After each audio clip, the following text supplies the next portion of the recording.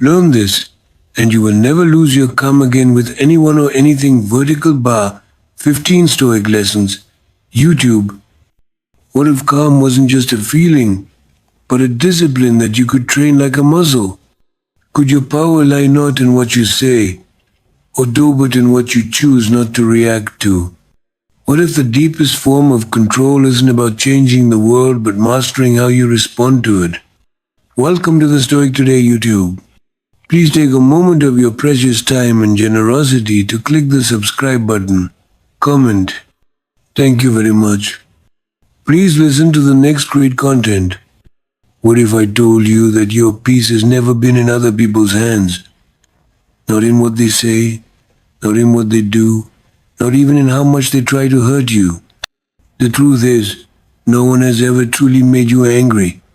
They have only revealed where you haven't healed.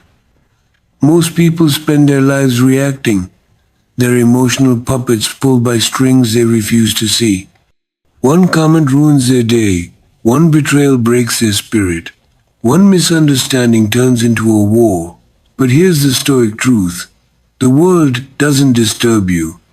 You disturb yourself through your interpretation of the world.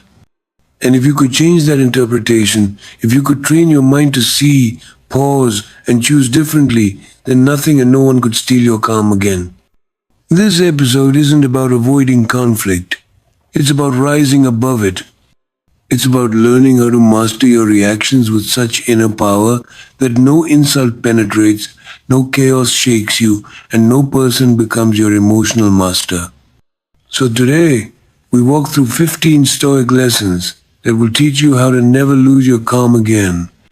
Not with others, not with yourself, not even with life when it breaks your expectations.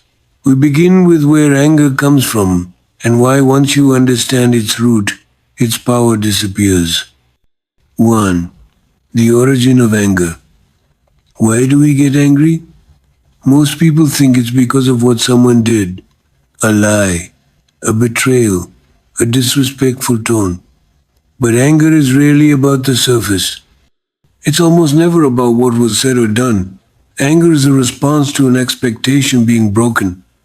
It's the pain of a deeper wound being touched. It's fear dressed up as fire. The Stoics understood this long before modern psychology did. Seneca wrote, "No man is more unhappy than he who never faces adversity, for he is not permitted to prove himself." Think about that. Anger, when it shows up, is not just about the moment. It's about everything underneath it. It's insecurity exposed, fear unacknowledged, ego wounded. When someone disrespects you, you may feel fury, but the fury is masking something deeper. The belief that your worth has been threatened, and yet that belief is yours. No one controls it but you. You see, anger often comes from trying to control things that were never yours to control. People's behavior, opinions, outcomes. We think they should have treated me better. This shouldn't have happened. They have no right. And maybe that's true. But anger arises when the gap between what is and what you wanted becomes too big to accept. The bigger the gap, the hotter the flame. The Stoic path doesn't ask you to feel nothing. It asks you to trace every emotion back to its source, to examine it, not indulge it. If you can recognize that your anger is a symptom, not a cause, you shift from reactivity to responsibility. That's not weakness, that's strength refined. So ask yourself, what am I really angry about? Not just the surface, the forgotten call, the harsh words, the broken promise. Go deeper. Is it fear of rejection? Is it the pain of not feeling heard? Is it the old belief that you're not enough being activated again? Because once you see anger clearly, its illusion dissolves. You begin to understand that it's not your enemy, it's your signal. And once you respond to that signal with awareness instead of explosion, you've already won. You don't need to suppress your anger, but you also don't need to become its servant. When you understand its origin, you take your power back. 2. The importance of silence to control anger. Have you ever regretted staying silent? Probably. But have you ever regretted exploding in anger? Almost always. In a world that rewards quick comebacks, brutal honesty, and dominance through words, silence has become underrated. Yet, it remains one of the most powerful tools in the Stoics' arsenal. Because silence is not weakness, it's restraint, it's wisdom, it's strength under control. Lasso once said, "Silence is a source of great strength," and the Stoics would have nodded in agreement because silence, the intentional kind, is not passive, it's strategic. It gives you time to see things clearly, to separate the offense from your ego, to pause long enough for the fire to fade before it becomes destruction. You see, when anger hits, your body reacts first. Heart rate rises, muscles tense, your brain floods with adrenaline, and that moment, that heat, is when most people lash out. But here's the truth. The first words you speak in anger are usually the ones you wish you could take back. The Stoic mindset teaches you something different. Pause. Wait. Let silence do what anger cannot. In that pause, something sacred happens. You give yourself space to think. You gain control over the only thing that truly belongs to you, your response. Seneca warned that anger is like a storm. Once it begins, it clouds your vision, distorts your judgment, and pushes you into action you'll later regret. But if you can stand still, if you can let the storm pass without joining it, you become untouchable. Not cold, not indifferent, just grounded. Imagine this. You're in a heated conversation. Someone insults you, misunderstands you, provokes you. Everything inside you wants to react, to defend, to fight, but instead you breathe. You don't flinch. You let their words pass through the filter of silence. And when you finally speak, if you choose to, your words are calm, clear, deliberate. That moment of self-command, that's real power. Silence isn't about bottling things up. It's about choosing when and how to speak, if at all. Because not every attack deserves your energy. Not every argument needs your reply. Sometimes the strongest message is no message at all. Your calm, your stillness, your refusal to engage in chaos that speaks louder than anything you could say. So next time your anger rises, don't try to win the moment. Try to win your mind. Use silence like a sword, not to wound but to protect. Because the person who stays calm while others lose control always holds the real power. 3. Laugh at problems. Don't take them too seriously. When was the last time you laughed at something that used to make you angry? It's a strange kind of freedom. The moment you stop seeing every obstacle as a personal attack and start seeing it for what it really is, part of the human experience. Life throws problems at everyone. It doesn't care how smart you are, how spiritual, how disciplined. And if you try to fight every difficulty with tension, ego, and emotional fire, you'll burn yourself out long before the battle is over. But laughter, that's a secret weapon. It's not denial. It's not weakness. It's the refusal to be controlled by the absurdity of life. When you laugh at a problem, you shrink it. You strip it of its drama. You send a clear message to your nervous system. This isn't going to break me. Nature understood this deeply. He wrote, "Perhaps I know best why it is man alone who laughs. He alone suffers so deeply that he had to invent laughter." That quote isn't just poetic, it's a philosophy. Laughter is a release valve for suffering. It's a reminder that even in pain, there is still space to breathe. The Stoics weren't emotionless statues. They were observers of life's patterns. They saw the chaos, the unfairness, the pettiness, and they chose not to take it all so seriously. Why? Because seriousness feeds ego, and ego makes every problem feel personal, urgent, offensive. But the moment you drop the ego, the moment you smile at the ridiculousness of it all, you rise above it. Imagine someone cuts you off in traffic. Your initial impulse is anger, of course. But what if instead you laughed, not out of mockery, but out of perspective? You realize this isn't about you. That person might be having a terrible day, or maybe they're just careless. But either way, why should your peace be the price for their mistake? Or think of a moment when life didn't go your way. A rejection, a failure, a delay. It hurt, yes, but now you might look back and laugh because what once felt like the end turned out to be a redirection. Laughter doesn't make the problem disappear. It just removes its power to dominate you. It turns reaction into reflection. It breaks the cycle of emotional reactivity that so many are trapped in. So, here's a challenge. The next time you feel that wave of frustration rise, pause. Take one conscious breath and smile, even if it's forced at first. Let that smile remind you, this too will pass. It always does. And maybe, just maybe, you don't need to fight it this time. Maybe you just need to laugh, learn, and let go. Because sometimes the most stoic thing you can do is not to win the argument or prove your strength, but to laugh and keep walking. 4. Focus on long-term victory, not the current battle. Have you ever won the argument but lost your peace? In the heat of conflict, we often forget what truly matters. We fight to be right, to be heard, to defend our pride.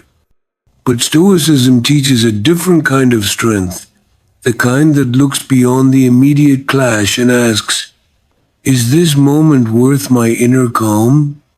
Because the truth is not every battle is yours to fight, and not every victory is worth the cost. Marcus Aurelius, the Roman emperor who lived surrounded by pressure, betrayal, and endless responsibility, said it simply, you have power over your mind, not outside events. Realize this, and you will find strength. That's the entire game. Your power lies not in controlling others, but in choosing your response, especially when you're provoked. Long-term victory isn't about scoring points in an argument. It's about becoming the kind of person who doesn't need to. The kind who values growth over ego, who walks away not out of weakness, but out of wisdom. Because being calm isn't about being passive, it's about being strategic. You choose which fires are worth putting out and which are better left to burn themselves out. Ask yourself, how many arguments have you had that actually changed anything? How many fights left you feeling truly better? Not just temporarily justified, but genuinely at peace. Most people aren't looking for truth in conflict. They're looking for dominance. And when you take that bait, you give away your energy, your focus, your serenity for what? The Stoic doesn't react impulsively. The Stoic sees the big picture. And that picture says, your life is not a courtroom. You don't need to win every trial. What you need is clarity. Clarity about who you want to become. Clarity about the kind of relationships you want to build. Clarity about what's really at stake. Not your pride, but your peace. Think of the people who inspire you most. Do they explode over every inconvenience?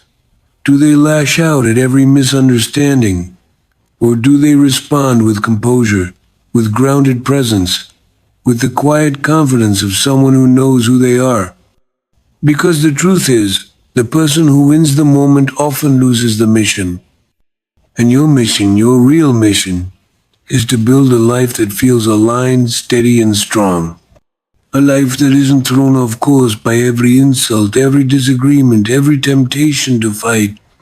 So the next time you find yourself in a situation where you feel the urge to react, pause, Ask, what am I really trying to prove and to whom?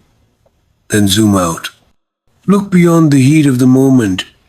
Picture the long road, who you're becoming, what you're building, what truly matters, and choose that over and over. That is how you win without fighting. That is how you gain without clashing. That is how you lead, by letting go. 5. Make not getting angry a mental challenge. What if staying calm became your personal sport? We often admire people who have iron discipline in the gym or relentless focus in business. But the real mastery, it's emotional. The ability to remain unmoved when provoked, to hold your center when the world tries to pull you into chaos. That's not passive. That's elite training of the mind. And if you approach it that way, as a mental challenge, as your own private discipline, something remarkable happens. Your anger no longer owns you. You own it. Epictetus said it with razor-sharp clarity. Any person capable of angering you becomes your master. Read that again. Anyone who can make you lose your temper controls you. They press a button and like a machine you react. But the Stoic refuses to be a puppet. He turns the whole game around. Instead of reacting, he observes. Instead of exploding, he studies. He trains himself to rise above the trigger. So what if you turn this into a practice? Not a philosophy you read about, but a skill you develop. Just like you train your body, you can train your mind. You can wake up each day and set the intention. Today, I will not be mastered by my emotions. I will respond, not react. I will pause, breathe, and remain still. No matter what comes at me doesn't mean you feel nothing. It means you channel everything. It means you turn your emotions into information, not ammunition. You say, I'm feeling triggered right now. This is the part where I would usually raise my voice or shut down. But not today. Today, I stay in control. And yes, it's hard, especially when people are unfair, rude, or manipulative. But that's the challenge.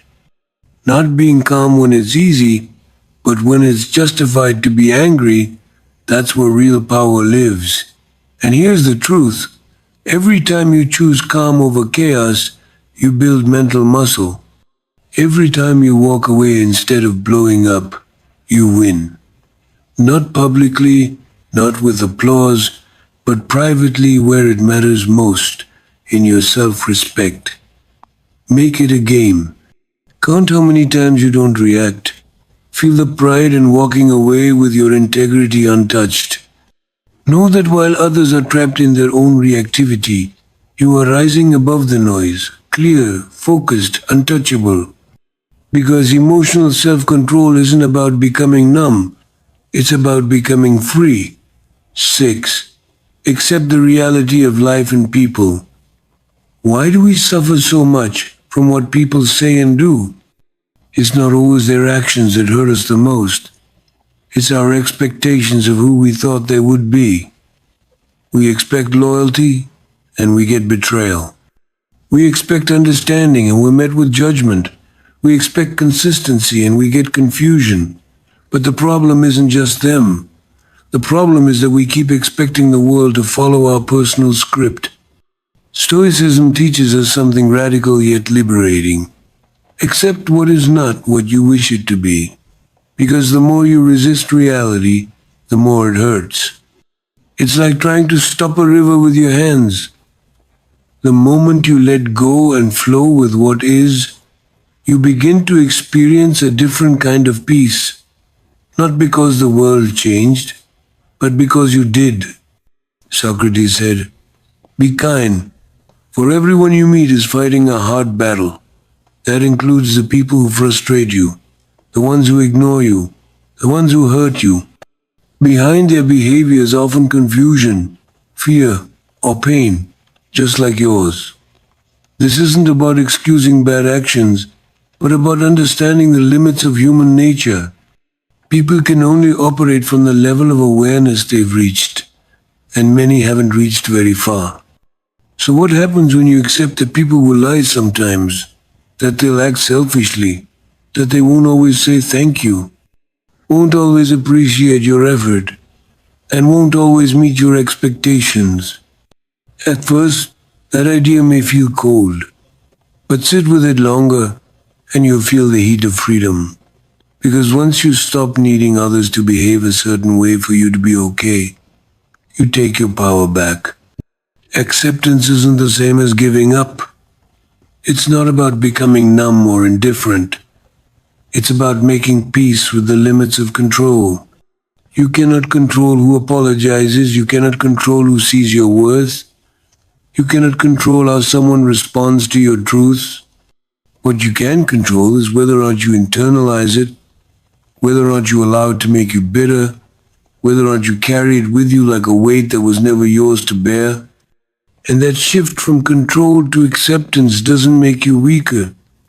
It makes you wiser.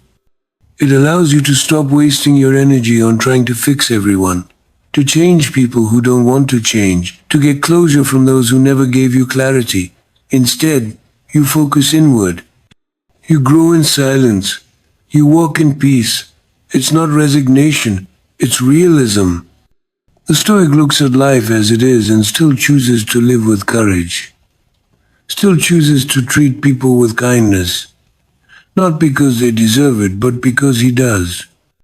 Because his peace is not reactive, it's chosen. So ask yourself, where am I still fighting reality? Where am I demanding that others be different so I can feel better? And what would happen if I stopped? You'd find more than calm. You'd find your center, that unshakable place inside you that doesn't rise and fall with other people's behavior. Because once you accept life as it is, you finally start living on your own terms. 7. Don't take things personally.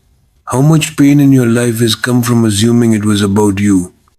The tone of someone's voice, the message they didn't send, the look they gave you, the betrayal you never saw coming.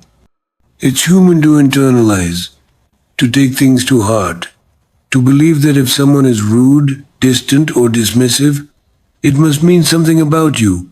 Maybe you weren't enough. Maybe you did something wrong. Maybe you should have been smarter, kinder, louder, quieter. And just like that, you carry someone else's behavior as if it were your identity. But the Stoic refuses that burden. The Stoic knows a powerful truth. Most of what people do is not about you. It's about them, their perception, their story, their pain. And when you learn to live from that truth, your world becomes quieter, cleaner, lighter, because you stop collecting arrows that were never aimed at you. And even if they were, you stop letting them pierce your peace. Don Miguel Ruiz captured this perfectly. Nothing others do is because of you. That doesn't mean your actions don't matter. It means people see you through the lens of their wounds, their fears, their limitations. You might be kind and someone will still call you cold. You might be honest and someone will still call you cruel. You might give everything and someone will still say it wasn't enough. That's not your failure. That's their filter. Taking things personally is the fastest way to become a prisoner of other people's moods. One comment ruins your day. One silence keeps you up all night. One rejection makes you question your worth. But here's the truth. You are never meant to carry that weight. You are not the center of everyone's universe. And that's a good thing because it means you're free. Free to interpret differently. Free to let it pass. Free to return to your own truth before adopting someone else's projection. So the next time you're tempted to internalize, pause, ask, what else could this mean? What if this isn't about me at all? And then ask the deeper question, even if it was about me, does it define me? Because once you stop making everything personal, you stop handing out keys to your peace. You stop letting strangers walk through your self-worth with muddy boots. You become rooted in who you are, not in how others respond to you. That's Stoic strength, knowing that you are responsible for your actions, not their reactions. So hold your center, let the storm pass. And remember, not everything deserves your heart. Not every opinion is worth absorbing, and not every moment needs to be understood. Some things are better left unclaimed. 8. Anger never solves anything. Have you ever noticed how anger promises power, but leaves you feeling powerless? In the moment, it feels like fire. It rushes in, gives you a surge of energy, a sharp edge, a sense of control. But once the flames die down, what's left? Broken trust, words you can't take back, silence where there used to be connection. Anger might give you the illusion of strength, but it rarely builds anything lasting. It burns bridges, not builds them. Seneca warned us with painful clarity. Anger, an acid that can do more harm to the vessel in which it is stored than to anything on which it is poured. That's the Stoic view in one sentence. Anger doesn't just hurt others, it corrodes you. It lingers long after the argument ends. It replays the scene 100 times in your mind. It eats your peace. And the worst part, most of the time, it solves nothing. The person you yelled at didn't suddenly understand you better. The situation didn't change just because your voice got louder. The problem didn't disappear. It just got messier. So if anger doesn't solve things, why do we keep reaching for it? Because it's easy. It's instinct. It makes us feel like we're doing something when we feel helpless. But Stoicism is about choosing the harder, wiser path. The path that looks like stillness on the outside, but is full of inner control on the inside. It's about breaking the habit of reacting and starting the habit of reflecting. Ask yourself the last time you got angry. What did it give you that calm couldn't have given you better? Was the outcome worth the tension in your chest, the broken connection, the self-blame that came after? Anger is natural, but mastery is intentional. The Stoic doesn't pretend emotions don't exist. He simply refuses to be ruled by them. He sees anger not as power but as a test, a chance to practice stillness in motion, a moment to grow stronger, not louder. Think of the people who truly inspire you, the ones whose presence calms a room instead of igniting it. Are they easily provoked? Do they lash out at every offense? Or do they stay grounded, responding with clarity, not heat? That's who you become when you understand this lesson. Anger never builds. It only burns. So the next time anger rises, don't suppress it. Disarm it. Question it. Ask what it really wants. Ask what your peace is worth. And most of all, remember, no one can take your power unless you hand it over in a moment of heat. Choose calm. Every time you do, you build a life that doesn't collapse when tested. 9. Let go of resentment and grudges. Why do we hold on to what hurts us? It's strange, isn't it? The way we carry pain like a badge. The way we replay betrayals like old songs. The way we speak of forgiveness but still let certain names tighten our chest. We think holding on keeps us safe, as if remembering the wound will protect us from being hurt again. But in truth, it does the opposite. It traps us. It poisons the present with the bitterness of the past. Marcus Aurelius, with the quiet wisdom of a man who ruled an empire but still struggled with betrayal and loss, wrote, "The best revenge is not to be like your enemy." In other words, don't become what broke you. Don't carry what tried to destroy you. Don't give your peace away to ghosts, because that's what resentment is, an anchor. It keeps you tied to what happened, who hurt you, what they said, what they didn't say. And while they move on, maybe even forget, you're still there, reliving the moment, reopening the wound, rewriting a story that already ended. And for what? Resentment doesn't change the past. It doesn't punish the person who wronged you. It punishes you. It clouds your thoughts. It hardens your heart. It turns you into someone you never wanted to become.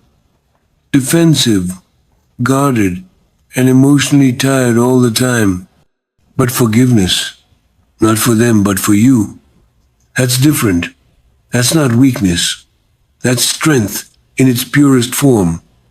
Because to forgive doesn't mean you excuse the wrong. It means you refuse to let it own you anymore.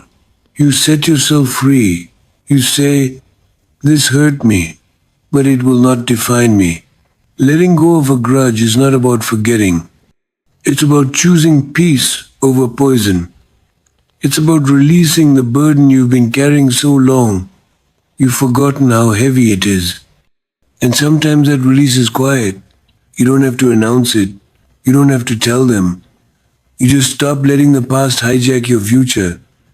Think of it like this. Your mind is a home. Resentment is an unwelcome guest that refuses to leave. It eats your energy. It fills your space with anger. And you have the right at any moment to open the door and say, "Not anymore." You're not doing it for them. You're doing it because your peace matters. Because your future deserves more than echoes of old pain. Because you've carried this long enough and you're finally ready to put it down. So ask yourself, who or what am I still holding on to? And why? Then ask a deeper question. What would my life feel like if I finally let it go? Because that feeling, that lightness, that space, that freedom is available the moment you decide, "I will no longer carry what doesn't serve my soul." 10. Your role is to guide, not to control.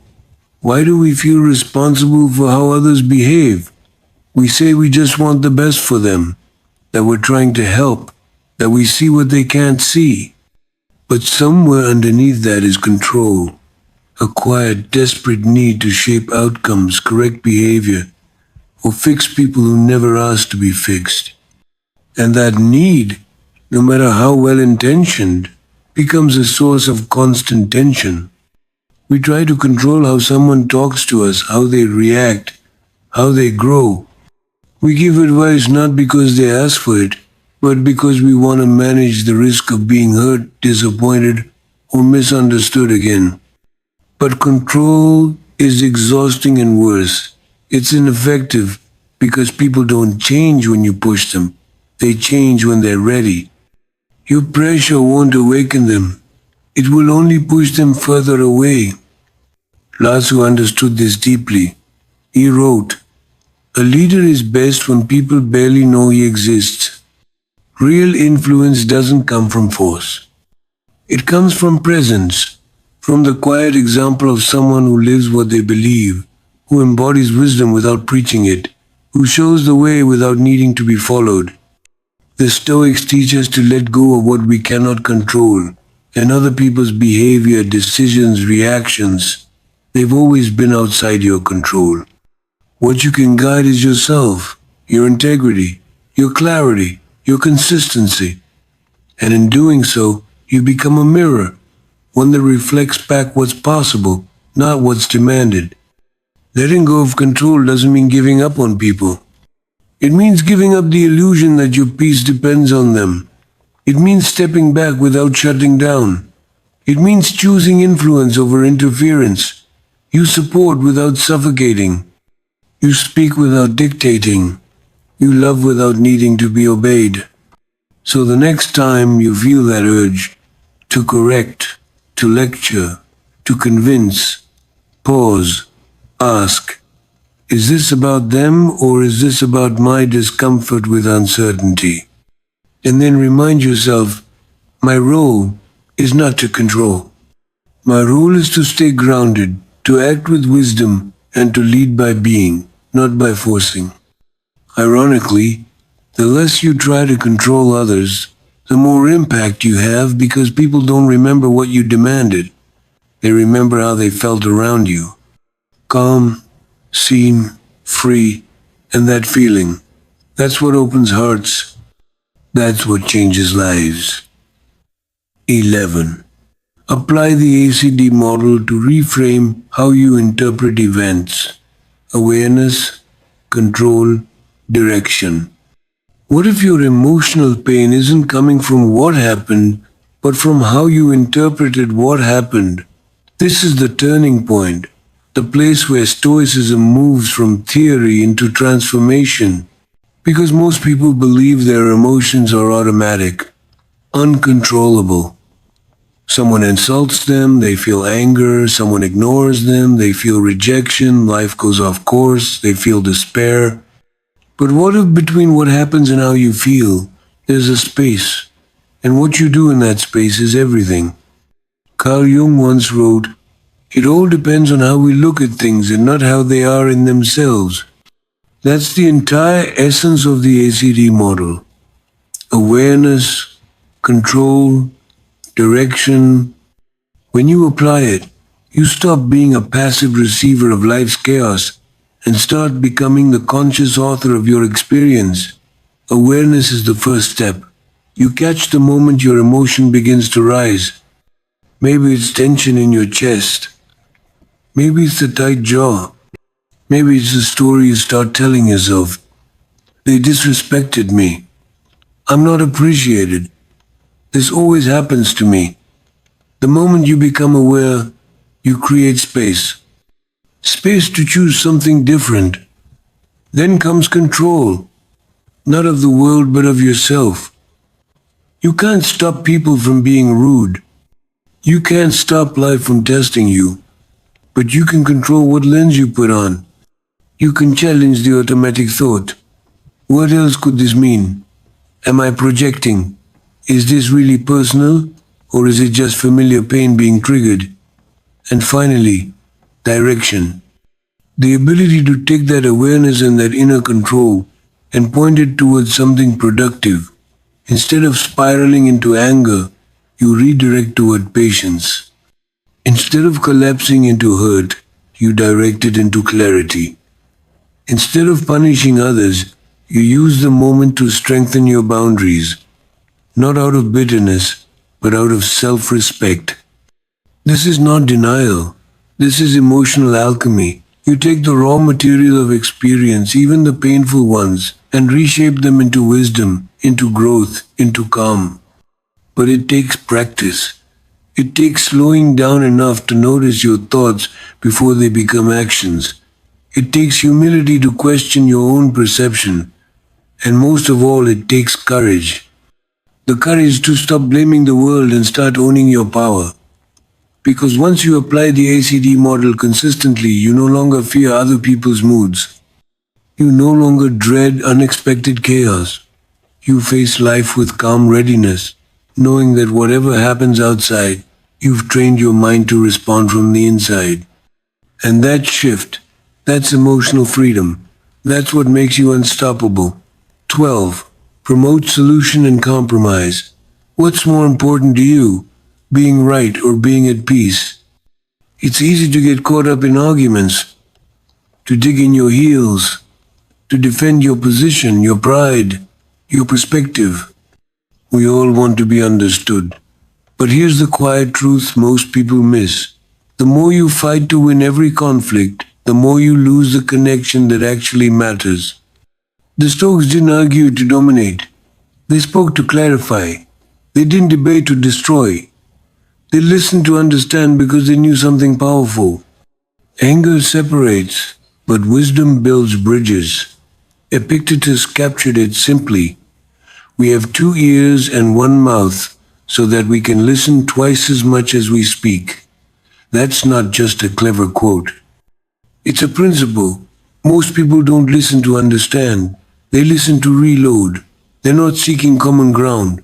They're preparing their next comeback. And in that state, nothing gets resolved. Only egos grow. Only tension builds. But what if in your next conflict, you step back from the need to win and instead asked, what outcome do I actually want here? Do I want connection, understanding, resolution? Then why argue like I'm preparing for war? Solution requires calm. Compromise requires humility. It means being strong enough to say, maybe we're both right and both wrong. Maybe there's a third option we haven't seen yet. That doesn't mean you become passive. It means you stay open. You hold your truth without turning it into a weapon. The Stoic seeks truth, not victory.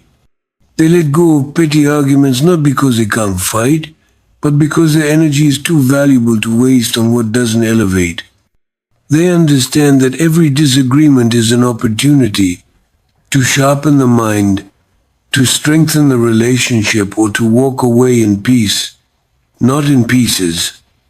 Compromise doesn't mean you abandon your values. It means you find a path forward that honors the bigger picture.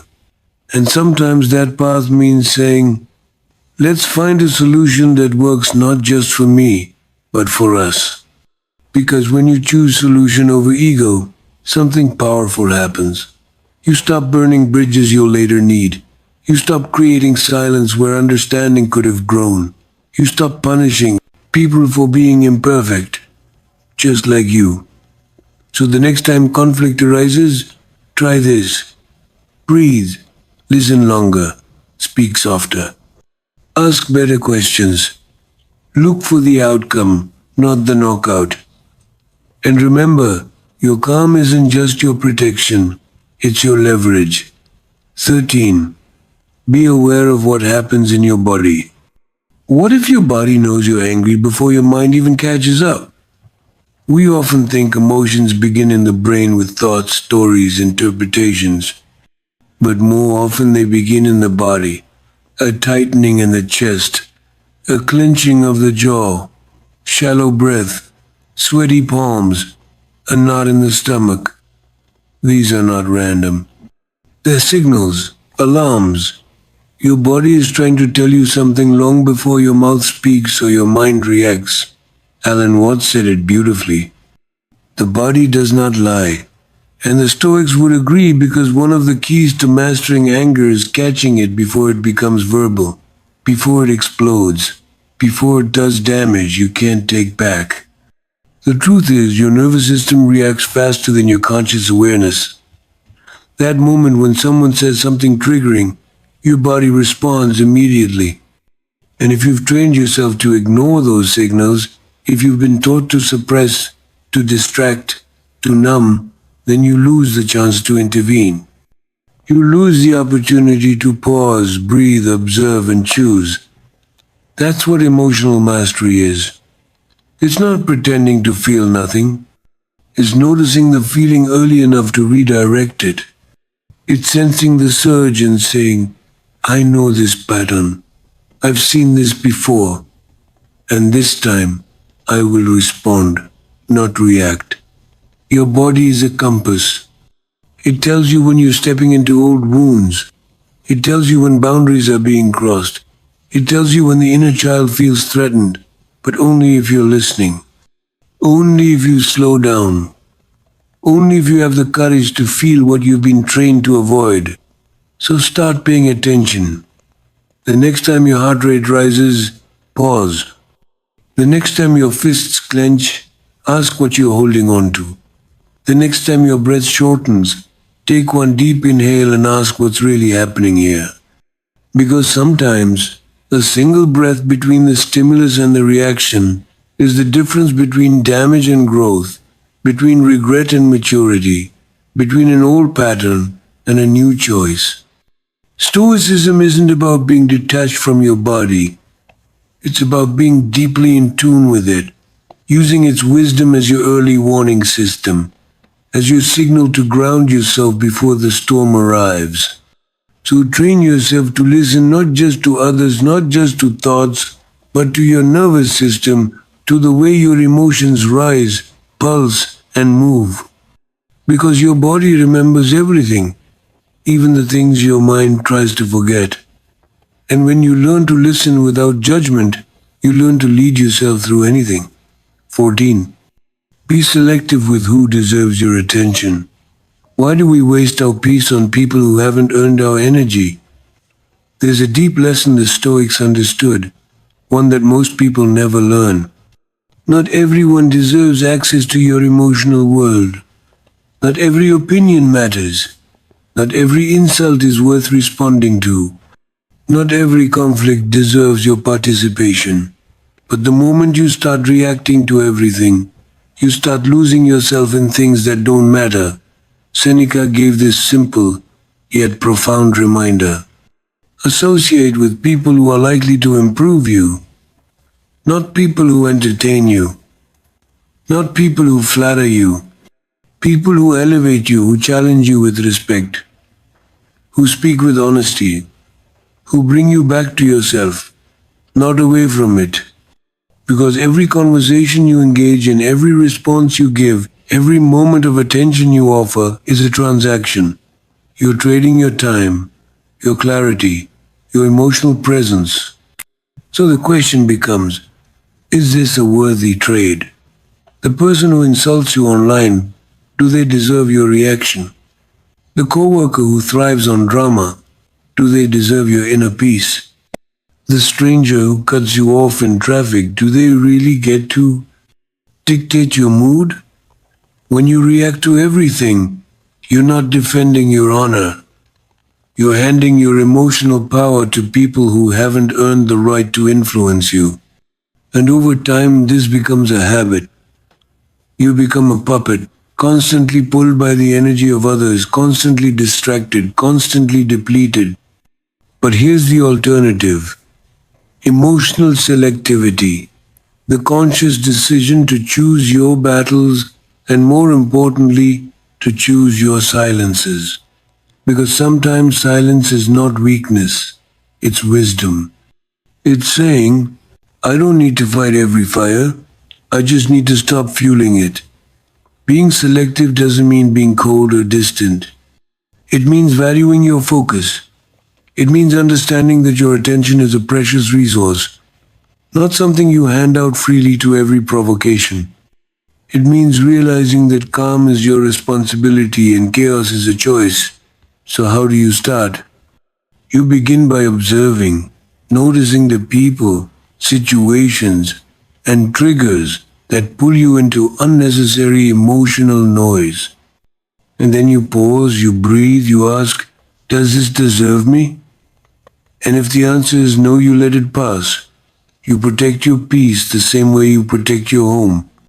By setting boundaries, by not letting every stranger walk through your mind, by deciding what gets to stay and what needs to go.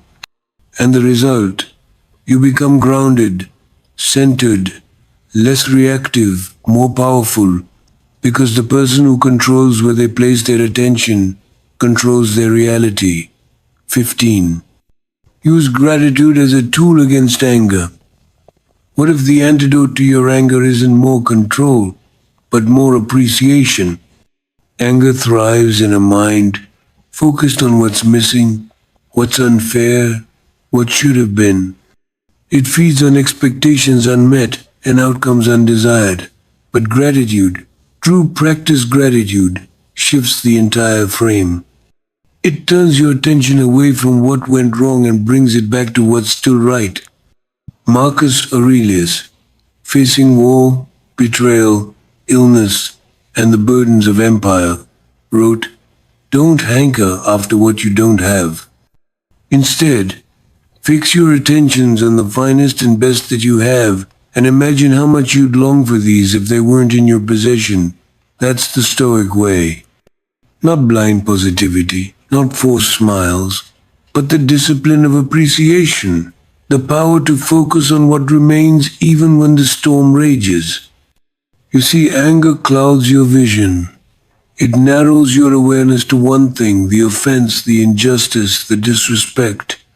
It creates a tunnel, but gratitude opens it. It reminds you you are more than this moment. Life is more than this conflict. And the second you return to gratitude, something quiet shifts inside you. Not because the situation changes, but because you do. Try this next time. Anger rises, pause, and name 3 things you're grateful for. Not to escape the moment, but to reclaim perspective. Maybe it's your health. Maybe it's a friend who always shows up. Maybe it's the breath you're taking right now. The chance to reset instead of react. This simple shift turns anger into awareness, reaction into reflection. And here's the deeper truth. Anger often arises when we take things for granted, when we feel entitled, when we expect things to go our way. But gratitude humbles you. It brings you back to reality, not as punishment, but as clarity. You stop asking, why is this happening to me, and start asking, what can I still learn, still value, still protect in this moment? This isn't about denying your anger. It's about giving it context. It's saying, yes, this hurt, but it's not everything. It's remembering that peace is not the absence of conflict. It's the presence of perspective. And gratitude gives you that immediately, quietly, powerfully. So, let it be your reset button, your inner compass, your shield. Because in a world constantly trying to stir your emotions, the calmest person is not the one who avoids pain. It's the one who can still see beauty through it. And once you learn to do that consistently, intentionally, your anger loses its grip and your spirit rises untouched. So now you've seen it. The truth that so few are willing to face. Your calm was never about the world around you. It was always about the world within you. Every angry reaction, every lost temper, every word you wish you could take back, it all comes from giving your power away moment by moment to people and situations that don't deserve to hold it. But that ends now. Because once you begin to apply these Stoic lessons, not just read them, not just agree with them, but live them, you begin to reclaim something sacred. You start to realize that peace isn't passive. It's not soft. It's not silence born of fear. It's strength. It's the kind of strength that doesn't scream to be heard. It just stands unshaken. You don't need to win every argument. You don't need to prove your worth. You don't need to fix everyone or everything. You only need to master the space between stimulus and response, the space where your real life is decided. And yes, it takes practice. Yes, you'll fall, you'll forget. You'll react when you swore you'd stay calm. But that's not failure. That's training. Every moment is another rep. Every conflict is another opportunity to choose stillness over noise, wisdom over ego, direction over reaction. So ask yourself now, as this episode ends, who do I want to become? The one who is constantly pulled or the one who calmly leads? Because you're not here to be ruled by anger. You're here to rise above it. And when you do, people will notice. But more importantly, you will notice. You'll feel the difference in your breath, in your choices, in your mind. You'll stop burning inside. Every time life tests you, you'll start responding with power, with presence, with purpose. That's the path. And it begins now in silence, in awareness, in the small decisions that no one sees, but that shape everything. If this episode gave you clarity, peace, or power, don't keep it to yourself. Share it, subscribe, leave a comment below, and tell me which of these Stoic lessons will you start applying today. Your peace is your responsibility, and now you know how to protect it. Thank you for listening and subscribe. Comment on the channel.